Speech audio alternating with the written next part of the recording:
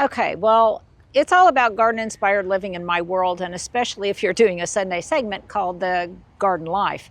So, as a sequel to what we did yesterday about trying to make our homes comfortable based on our decor and style and kind of a Nancy Meyers vibe, I think for me, all of that comes around to, as I said, the garden. So I'm starting in the garden to give me inspiration for the two topics that we're going to talk about today. The remaining two things that I wanted to focus on, or actually, I guess maybe the remaining three, crystal and glass, textiles, linens, fabrics, and then kind of miscellany.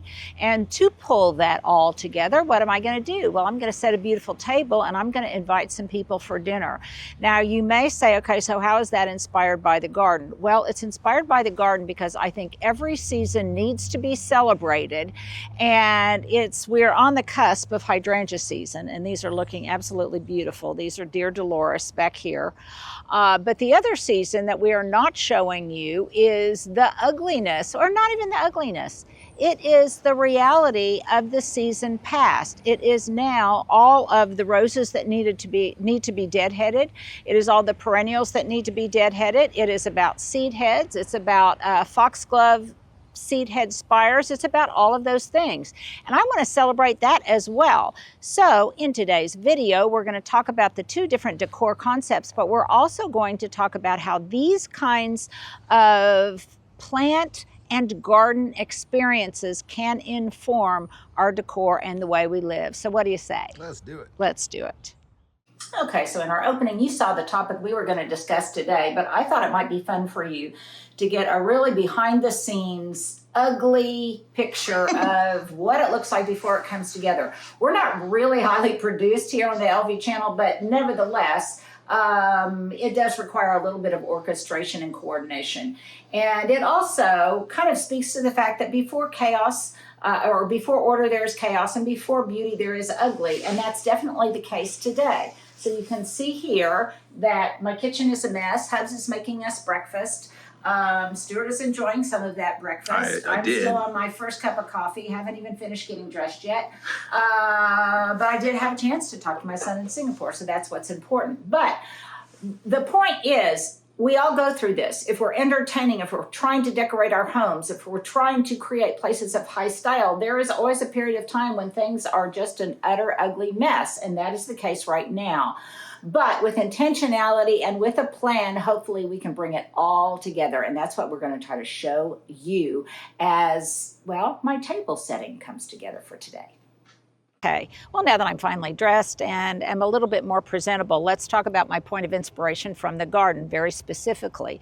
And my point of inspiration isn't about freshness, it's about the beauty of things that are past their prime. And in this case, things like the foxglove seed heads, the seed heads of, oh, what else? The scabiosa, maybe the larkspur. At this point, I'm not really sure, but I want to celebrate and pay my respects to their service before I cut them back and they bloom again. Now, interestingly, you guys helped me with this because one of you asked where the green plaid book on Jamie and Taylor's coffee table came from. And it's actually a description and basically a history of the Fife Arms in Scotland. And they bought that book. It has a lot of tartan plaid in it. And I remember very specifically when my husband and I were there ourselves last summer that there was an absolutely gorgeous bouquet in the lobby that did just that. It was celebrating kind of the seed heads, the past their prime blooms, and other things in the garden. And so I thought, oh my goodness, that segues beautifully with what I've got going on in my own garden right now, which is a little bit of a holy mess. But as I said earlier, chaos comes before order, and this too shall be restored to order, and it will look good again. But right now, I'm not going to ignore that there is beauty even in the kind of straggly, seed-headed nature of what the garden looks like right now. Well, if I'm ever looking at some kind of still life vignette or some kind of arrangement, some kind of composition in my interiors, and it doesn't look quite right to me, it might look a little flat, then my go-to addition to that composition is typically glass or brass or cut crystal or something of that nature, even candlelight, that will illuminate and make that area pop, something that is reflective. So here's a couple of examples of that, and I'm also going to show it to you on the table that I'm going to set for tonight. So right here, when you come in, I've got this, I don't know what it is, kind of like a tea cart, tea table or whatever, that's got the composition that I showed you on yesterday. I also like to have, when you walk in the door, something reflective here, because this area tends to capture the sun when you open the door, and it captures that south sun. So I've got here a carafe, which right now doesn't have anything in it. It will. I have just put this leaded glass, or actually it's not leaded glass. We would not want to use it in actuality, but this is a cut glass crystal that I've put here, and I've also got a couple of other cut glass pieces. This is a wine bottle holder and a small saucer. So I don't like to have these kinds of things out unless they actually have something in them. So I will be putting something in this crystal canister. I don't know what it will be. It will be probably something liqueur, so it will last for a while, and something that I will actually use, because again, typically I don't like to have these things out unless they also have a practical purpose. My mom loved cut glass and lots of crystal, and I've got quite a bit of it that came from her. So that's kind of one example. And obviously on a dining table, if you're entertaining, that element is really important too, because in that case, it won't necessarily just capture the sunlight. It will capture candlelight. It will capture task lighting. It will capture all sorts of different things. Now here's another example of having something that you may have inherited. You might have bought it at a thrift store. You might have gotten it as a wedding gift, and it might just be sitting in your cupboard or not. But this is a crystal biscuit jar. I got this as a wedding gift, and I have always used it. Stuart looks at it and he's very familiar with it, because yes. I practically always have nuts or some kind of trail mix or some kind of chocolates or something in here. Because again, it's about making your guests feel comfortable and welcome. Even the little kids will come in and get goodies out of the biscuit jar, or one of the other apothecary jars that I have around the cottage they just hold goodies. So here, if you go one step further, this is kind of fun. So I love these tiny little spode dishes. And you may say, well, Linda, what do you use them for? Well, here's what I use them for. I keep them next to my thing of nuts and stuff. So if we've got friends over for drinks, or if the kiddos are just over here and they want a snack, then how fun is that? You have your own private little bowl of treats that you can enjoy while you're here, and you don't have to worry about the grubbiness of everybody else's hands getting in there, though probably that sometimes happens on occasion too. And then I've just got a little brass spoon in here. If I am going to be entertaining, or if I think guests might be coming over for drinks or for iced tea or whatever, then I can also fill up this other little spode bowl that I've showed you many times before. But these things here really do serve a practical purpose. They're not just here for their beauty alone, though they are beautiful. They are also here to be pressed into service for some kind of something that I may have going on at the cottage. Okay, so when we come back, let's talk a little bit about my plans for the evening and how that speaks to our love of linens, textiles, layering, all of the cushiony coziness stuff that was very much present in all of those Nancy Meyers films, and as I discover every time I go visit my sister Meg's, is always present at her house. Okay, well, I'm getting ready to be inspired by the flower arrangement or the seed head arrangement that I'm going to make for my dining table. But, you know, it's interesting, I think. As the garden goes, well, that's dependent on the weather. So the weather will determine how the garden performs, but in certain aspects, at least for me, it always also informs how I entertain and the way I'm kind of living my life in the cottage. Is it a cloudy, rainy day like this, or is it a bright and sunny day? That obviously influences, I think, how we entertain. Now, here at this time of year, it's very hot, it's very humid, but nevertheless, there are those that may come and visit the cottage, and when they come in, because of the air conditioning, they get a chill. In that case, you do what my sister Meg has always taught me, and that is on the back of your chairs, of your couches, in baskets, wherever, always have lots of throws that people can use to get kind of comfy and cozy. I do it here in the parlor, and I've got just baskets of all sorts of different throws and textiles, things that I can use not only as a throw if people are sitting inside and they're chilly, even in the summertime, or I could even use these as a tablecloth, or I could use these in some other way to kind of give a layered effect, a layered effect to whatever it is that I am doing. Now, my sister Meg brings that up to a whole new level because she lives in Indiana where it's considerably colder here. She has a pond. They like to sit out by their pond, and she has even outdoors. She has stacks and stacks of blankets. At any point in time, almost anywhere you sit in her very comfortable home, she will have blankets. She will have an ottoman or something that you can just kind of nestle up to. She will always have hot beverages, or she'll have one of those canisters that you can make what I think of as resort water that has cucumbers or strawberries in it.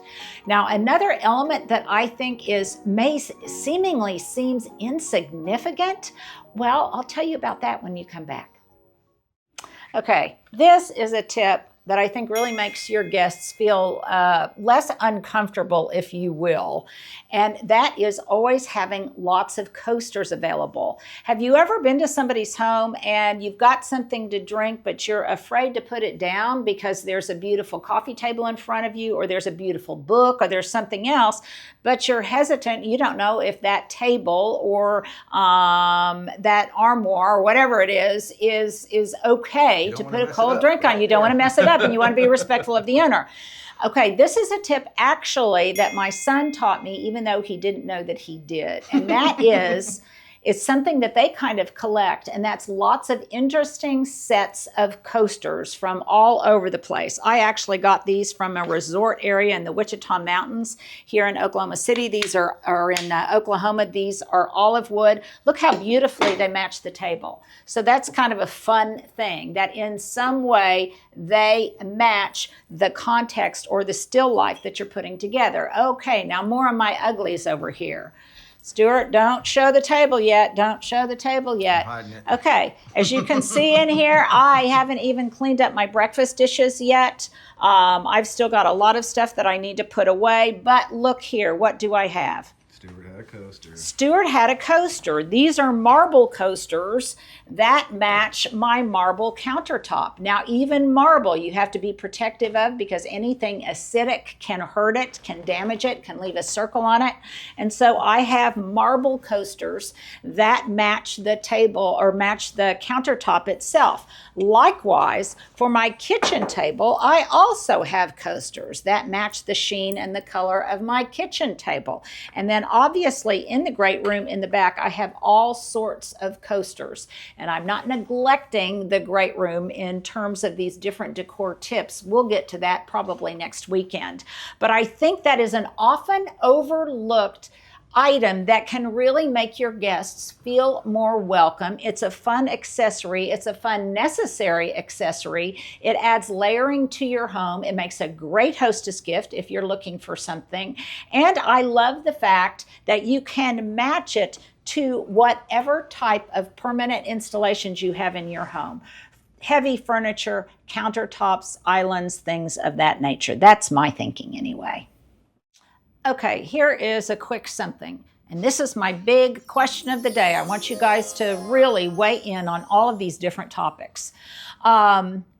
What is one of the biggest impediments to me entertaining? What is one of the biggest impediments for me to set a table, to put anything, a pretty still life together? Well, for me, it is, I call it the Christmas decorating syndrome. What do you do with the stuff that's already there to make room for the stuff that is to come, that is seasonal, and that you want to decorate your spaces? And for me, I don't have a lot of room at the cottage. I didn't have a lot of storage at my other house either. So what do you do with all of those things that were someplace and now you need to find a place for them? Whether they are pillows that are no longer seasonal, whether they are things like this great big bowl that's out on my kitchen table. What do you do with that stuff? Well, this is where I am going to take a hint from literature, specifically Virginia Woolf and Mrs. Dalloway, which was later made into the movie The Hours. And when we come back, I'm going to tell you what that tip is. Okay, you're thinking, Linda, I think you're kind of crazy. I don't know how you come up with this stuff, these ideas and these connections, but I think they're valuable connections. So if any of you have seen the movie The Hours that had Julianne Moore, Meryl Streep, Nicole Kidman in it, then let me know, because it was a really, albeit depressing movie. It was very, very interesting. And as I said, it was loosely based, or it was not loosely, but pretty much based on the book Mrs. Dalloway by Virginia Woolf. So the first line in Virginia Woolf's book is Mrs. Dalloway was throwing a party, or something to that effect. And in the book, that kind of premise and that kind of character is played by Meryl Streep. And she is throwing a party for someone. And she is throwing a party in her New York City apartment. And I remember being very attentive to this. Her daughter was there and was helping her get ready for the party. And in those tight spaces in a New York apartment, you don't have a lot of places to go. So they were going to set something up in her office. I can remember that. Maybe the bar was going to go in her office or something like that. And basically, she had tons of books. She had tons of things that she needed to relocate. And they just took them. And I don't know where they went, but they were magically spirited away. And I kind of wondered where that would be. Well, I decided she doesn't have a lot of spaces, so it was probably just anywhere she could put that stuff and close the door. And so that sounds silly, but I decided, okay, that's what it's going to be. It is just some place where I can put that stuff neatly and then just shut the door. And in this case, on a temporary basis anyway, for just an evening of entertaining, it's going to just be in my office, which is where I am right now. So any kind of pillows, bowls, candlesticks, anything like that I'm going to put back where they go, I am just going to put them in my office and I'm going to shut the door. I want to know what you guys do with all that superfluous stuff that you've got to figure out a place for it to go, for you to set up a whole still life, a whole beautiful vignette to welcome your guests. So let me know in the comments below what your go-to strategy is for just that. And here you go. Here is my outfit of the day, kind of 70s inspired, as is my tablescape. So my earrings are just some shredded leather that kind of look like leaves. I got these someplace in Colorado, I can't remember where. My ring belonged to my mother-in-law. My bracelets, most of which I got in Salida, Colorado. This one I think may have come from my sister, I can't remember, just an assemblage of bracelets. And I'm actually gonna splurge today or tomorrow and I'm gonna get a manicure. I know, don't fall out of your chair, Stuart. My top is thrifted, but it is Ann Taylor Loft. I've got a camisole underneath this, a nude camisole. It's just from Amazon or someplace like that. My britches really have a 70s vibe. Yes, they do. I think they're fun, and these are from Anthropology. And then my Birkenstock doppelgangers, these came online. I don't even remember what brand they are, but they're tray comfortable, and I like them. And yes, I do need a pedicure too. Let's see, anything else, Stuart? I don't see anything. Okay, I think that about sums it up. I am dressed, I have makeup on, and that's your outfit of the day. Well, who knew that the video that we did on should it stay or should it go related to the buffalo skull would get so much play, and it definitely did. And I absolutely loved reading every one of them. I would say the majority of people said let it stay because it's especially when I explained it's kind of a Santa Fe vibe or an Oklahoma vibe, and that's kind of more of the personality that the back space has. A lot of you said, oh, well, let Hubs have his personality back here too. Well, we're going to discuss all of those different things in a video next week, but I want to thank you guys. I got such a kick out of it. Even Hubs did. In fact, go back and look through the comments. Even Hubs commented and said to say a big thank you guys to having his back. That's awesome.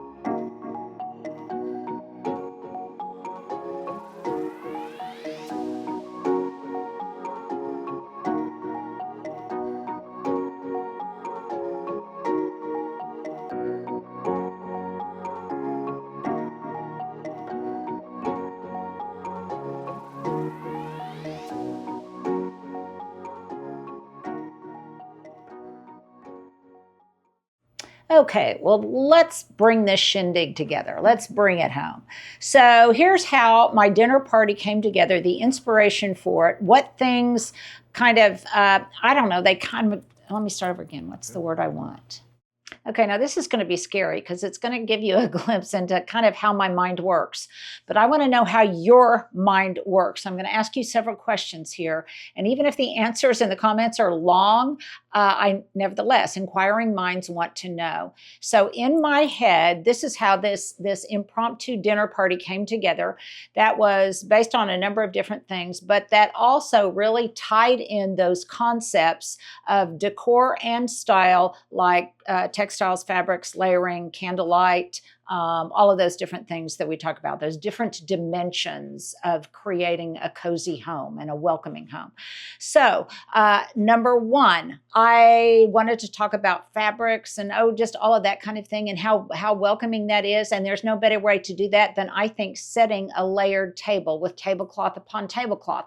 We learned that from our good buddy, John Turnham. The other thing was a very good friend of ours and our two of our besties in the neighborhood, he just had a knee replacement. And so he's a little bit got cabin fever. And I thought, oh, well, maybe I should cook for them and they could come over and we could spend an evening together. It would be very relaxed and very fun.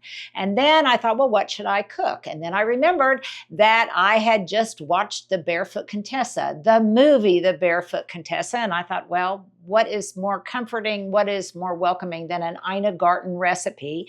So I went into her cookbook, How Easy Is That? And I pulled out her weeknight bolognese recipe. And so that is what I'm going to make.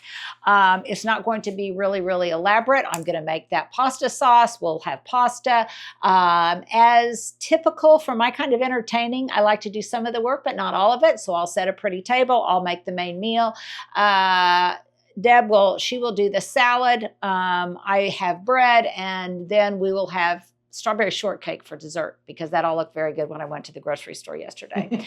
So that's kind of how it came together. And then I started thinking about, as I told you earlier, that flower arrangement that was in Scotland. And anyhow, a fusion of things just kind of came together. And that's what helped me decide on the vibe. In addition to these vibrant pink peonies, which is my fleur of the week. That all kind of came together to inspire my table. Now, I've got a couple of questions for you and a tip. Okay, number one, should I serve just a traditional French baguette? People break it off themselves from Trader Joe's. Or should I serve a rosemary Parmesan cheese loaf? Now, Stuart has already weighed in. It's an easy decision to make. He thinks it's a no-brainer. But the bolognese is a rich sauce. So anyhow, I want to know your thoughts. I want to know your thoughts on that. The other thing I want to know is, in this instance, would you or would you not have butter on the table? Then I'm just going to serve it. I'm going to go ahead and start staging the island, because this is where I will serve the food from. This is my Goodwill basket that I got that matches all of the textural notes that we discussed earlier. So I'll have that out. Hubs will go to the grocery store. I've got my Goodwill trivets out. Then something that I think is important, if you are one that likes to cook while somebody else is visiting, this is my favorite thing to do with my kids. Or they cook, and it's even more of a favorite of mine, and I just sit here while they cook with a cup of coffee, a cup of tea, a glass of wine, or whatever. Then I think it is especially important that you have coasters here so that they feel comfortable in doing that. Another, I think, really special grace note. And a lot of these things, I have to give myself give my book a plug right here. A lot of these things are tips that I talk about as seasonal inspired grace notes that will be coming up in my book. So let's put the book right here. Please pre-order early and often, and we'll put that up. It comes out in October. But another fun thing I think to do is, if you don't have coasters or whatever, or even if you do, to also have cocktail napkins at the ready. Because whenever Stuart comes over, whenever friends of mine come over, they are always having typically some kind of goodie, whether it's the nuts in the front. Hubs just came home. Hubs, is it a welcoming environment when you walk in the door? He can't even hear me. He can't even hear me because he's got his earbuds in.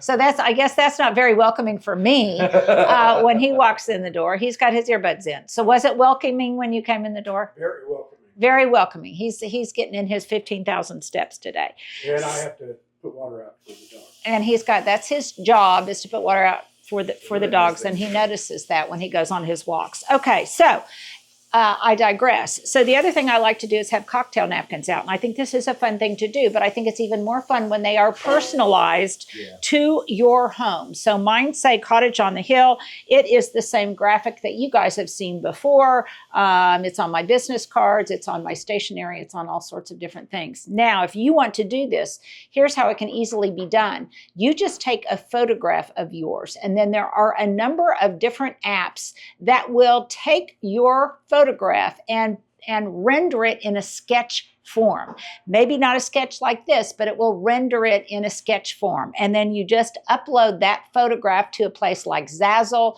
or some other type of company, and they will make your personalized napkins for you. Another cute idea, which I think is even better, and which I will probably do in the future, albeit the far future, is when Danny J is old enough to color, I will have her color a picture of her house or the cottage or whatever, and then I will take that, I will render it into some kind of JPEG or something that I can upload, and I can have then napkins made with that illustration on it, which I think would be really, really darling and a fun thing to do for a kid's birthday party or something.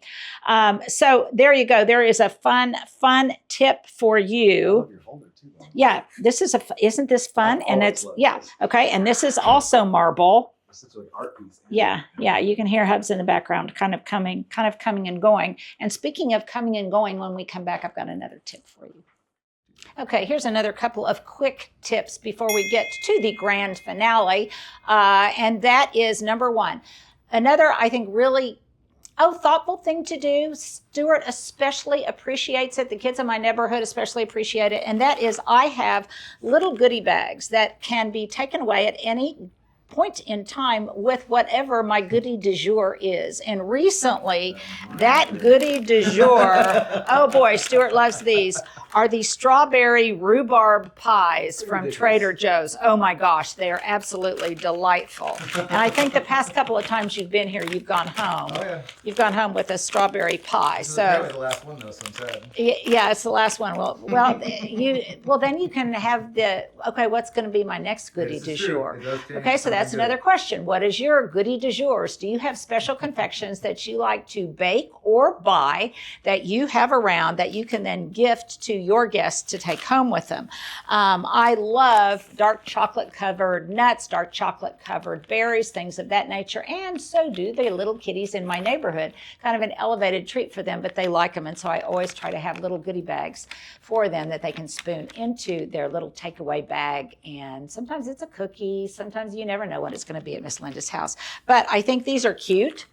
You obviously could cute them up even more by putting a miniature tiny little clothespin on it, or fun sticker, or a colored paper clip. You could do all sorts of things. You could even put a stamp on them. You could probably even get companion bags that match your cocktail napkins and put an illustration of your house on it if you so chose. But if you want to keep it simple like me, then I think these little brown goodie bags are a fun, sweet, thoughtful gift that really makes your guests feel welcome, and I think they're kind of a cute decor item too, just to have around in waiting. They're nice. Okay, well, finally, here is how the entire table came together based on those kind of last 2 or 3 elements that we talked about. Beautiful fabrics, textures, layering of different patterns upon neutrals, patterns upon patterns. And I think it's really, really beautiful. And I think that's accentuated by the fact that I've got these linen chairs. So all of this is very, very comfortable. Now, before I go too much further, because I don't want, I'm afraid that I might forget to ask you, I'm going to ask you this question now. Should I leave the table here nestled kind of into the corner and remove maybe some of the pillows and things? Or do you think it would be more comfortable for me to move the table out into the center of the room and pull up a couple of my black side chairs here, so then everybody has a designated seat instead of the banquette? So that's my question for you. Another question of the day. Give me your thoughts on that. Okay, so this was my point of inspiration. This was my bouquet of inspiration. And as you can see, it is primarily seed heads of past their prime flowers, of foxglove.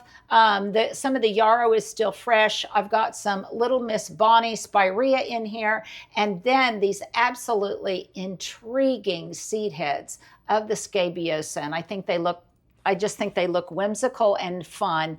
And all of these are then in some fresh water in a Goodwill find, just a green container. Now, this is very reminiscent of the flower arrangement that I saw in Scotland. I remember it well, and so I think this is kind of fun. It then, in my theory of relativity, garden relativity, and I guess decor relativity, every one thing relates to every other thing. So it inspired my selection of my tablecloth. This is one of those cantas that you guys have seen before. They are wonderfully patterned on both sides. I used this side at Christmas. I've not used this size yet. They are very inexpensive. They come in sets of 4, and we will put a link to them. And they are just ever so flexible, ever so versatile. And I think this looks really fun. And it also is a little bit inspired by my outfit, because it has kind of a 60s, 70s vibe. For some reason, it makes me think of Goldie Hawn. I'm not sure why. Let me know your thoughts on that.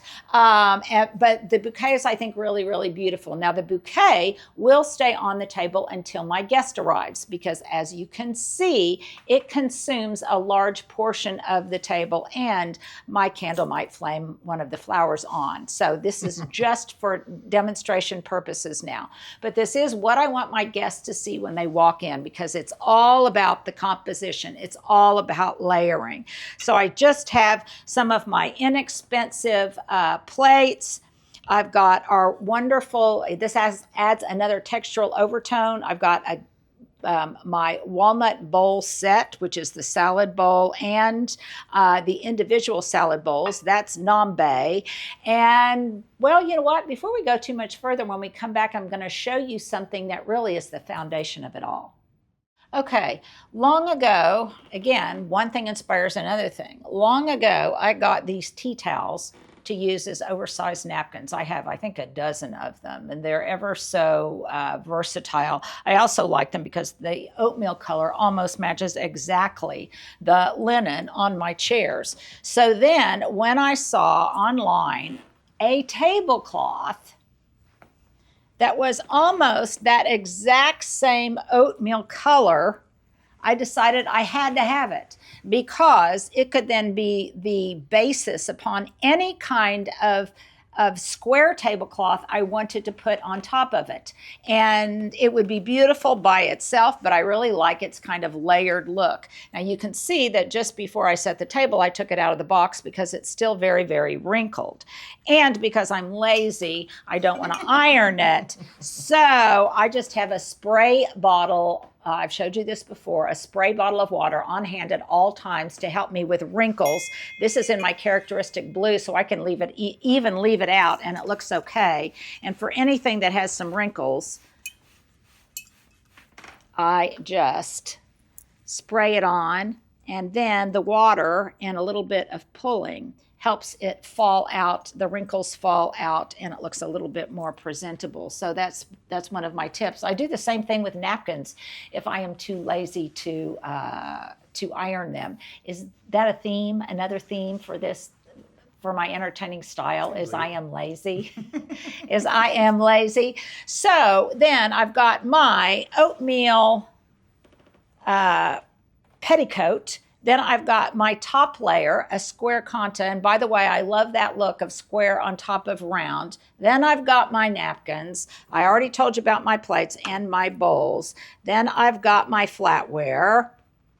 And then I thought it looked sweet to just have one of the fresh scabiosa blooms on each napkin. Yeah, a little bit of the garden, little nod to the garden. Now, the other thing that's contributing to the entire tablescape is the fact that I have glass and crystal. I've got cut glass, I've got actual crystal, and then I've got just plain glassware. All of this reflects the candlelight and will reflect the sconces when I put them on later. That's another thing that I thought to do, because those are battery operated. So I've got my backup bulbs right now being charged, and I will illuminate those when we actually dine so I can turn down the light. And then I have layered candlelight. It's all about layering. I've got layered candle light on my layered linens. So I think that's a very Nancy Myers thing to do, and it's something that I know you guys also like to do. I think it's a lovely, I don't know, I think it just creates a lovely intricacy and complexity to the whole composition. Now, something else that I think is really, really fun is, obviously, if you've got different colors of glassware, you can match your glassware to the colors, obviously, of your tablecloth. But this is also a fun thing. And this is one of the things I talk about in my book. I love tiny little bowls like this. And I love them for a number of different reasons. But one of the ways I like to use them, talk about a personal and welcoming touch. You don't even have to reach across the table to apply salt and pepper to your food, because everybody has their own little clay salt and pepper cellar that match kind of the tablescape. Look at this one, it's so cute. And I just got these online, and we will provide you with a link. And sometimes, you guys, if I forget to provide the links, just let me know. But also, I provide them on Instagram later in a total composition where you can shop all of the links. Something else that I think is really, really fun is, not only do I want my guests to have their own personal salt and pepper cellars, but if they want additional Parmesan cheese on their spaghetti bolognese. I also have these little clay dishes, color coordinated to match my table. Everybody has a different one. And I will have grated Parmesan cheese in here. So then they don't even have to ask to have me, the waiter, grate the cheese over their bolognese, but they will have it right there and they can put as much or as little on as they like. I think it's a fun little personal touch. And again, it adds layer and complexity to your table, as does other subtle nods to fabrics, textiles, things of that nature. This is a beautiful picture. It belonged to my mom. And then this is another fun little weighted doily. And I found out about this on my honeymoon. And I'll tell you about that when we come back. Okay, isn't this sweet? So I learned about this when we were in Africa on our honeymoon. And when they would set, we went on a walking safari. And in the evening, when they would set out the pictures, the glasses and things like that, they would always have these draped over the pictures or our glasses to keep out bugs, mosquitoes, pests, and things. So they're especially valuable if you're doing outdoor entertaining. Again, these would make just a brilliant hostess gift. Really, I think just so unusual for someone who entertains a lot. You could even make them yourself, but I love that. And it also is kind of another nod and adds a textural complexity to the table itself. And I will just have iced tea or ice water in here. Now, my sister does something that I think is just a wonderful rule of thumb with her guests. So it's not maybe quite so crucial when you're having a small gathering, but if you're having a large gathering of people, what she does, her rule of thumb is they, meaning her and her husband, will give their guests their first drink. And then they tell them from now on, you're on your own. And they lead them to the bar where they will have all sorts of glassware, alcoholic, non-alcoholic beverages, canned drinks, and an ice bucket filled with everything that they might need. So from that point on, they can handle it themselves. That prevents the host or the hostess from constantly kind of waiting on their guests. And it's something that I like to do. And it also makes your guests feel very welcome. It also adds a beautiful hostess vibe when you set up a beautiful bar with cut glassware, with maybe different kind of brass components in the way of bottle openers or things like that, spoons, all of the accessories of barware. That in and of itself is a beautiful decor element and is high style and makes your guests feel very, very welcome. For some reason, that always makes me think of things like the Raffles Hotel in India and in the West Indies, or East Indies and West Indies probably. And I think it just makes it very luxurious, kind of like a resort, and it's a beautiful, beautiful nod and thoughtful gesture for your guests. Okay, another couple of touches. I like to have candlelight at multiple levels. So when we get ready to eat, I will remove this, and this is where the bread basket will go. I'll have all of the Parmesan cheese and that kind of thing out. I'll have bottles of wine opened if they want a glass of wine, but I'll also have things just like iced tea and such ready. As you can see, I've already made my iced tea and it's sitting there on the cabinet. Another thing that I think is kind of helpful and is thoughtful for your guests when you entertain. And that is, I like to have my salad in a whole place separately, I guess, unless I'm doing a huge farm to table kind of thing outside, but I don't have those kind of spaces anymore. So I like to have my salad cart over here. Now in this case, Deborah's going to be making the salad. So when she comes, she can assemble it all right here. I can remove this plant. She's got it all right here, salt and pepper. And then if I so choose, I can take all of the salad bowls then, bring them over here and everybody can serve themselves with as much salad as they want or don't want, and when they want it. Some people want their salad before they eat their main meal, and some people like it during. One thing I know for sure, Hubs always wants his salad in a bowl, and preferably a wood bowl. So over here, I've got a towel for her as she's preparing everything, and it just makes, even in a small space, it makes a nice little zone where she can prepare the salad and we can get ready for dinner. Okay, one last note on the backdrop, if you will. So I've got all sorts of pillows here, and a lot of these will probably be removed and they will go to that away place in my office before my guests arrive. But this is just a wonderful and can be very inexpensive way to add different dimensions, patterns, textures, fabrics and things in layering the decor of your home. You guys have seen me rotate pillows in and out based on the season, and they continue to do that throughout the year. You may also recall that at one point, we'll all be right back. Well, let's snap. You may recall that I had these linen summer pillows on my chairs, but I removed them before we get ready to eat because they're really not necessarily, and not only that, they kind of don't match the patterned vibe of my table and my table setting. You might also recall that in the winter, these pillows are different than they are right now because they're a heavier fabric. So it's just an easy way to play with fabrics and textures. Throw a cozy blanket or something over the chair for your guests if they're always cold. Use cloth napkins rather than paper napkins. Make sure that you just take into account all of those tiny little things that add dimension, loveliness, thoughtfulness, and our wonderful grace notes for your own decor style, whether that's if you're entertaining, you're in the garden, or you're just sitting at home yourself with a good book. Thank you guys for following along. This was a fun segment for me to do. I hope you enjoyed it as well. Please make sure to put your feedback, your comments, answer the questions that I ask you in the comment box below. If you haven't subscribed, please make sure that you subscribe, hit the like button, give us a follow, and as importantly, make sure that you share with somebody else who might want to be part of this little community that we've got here.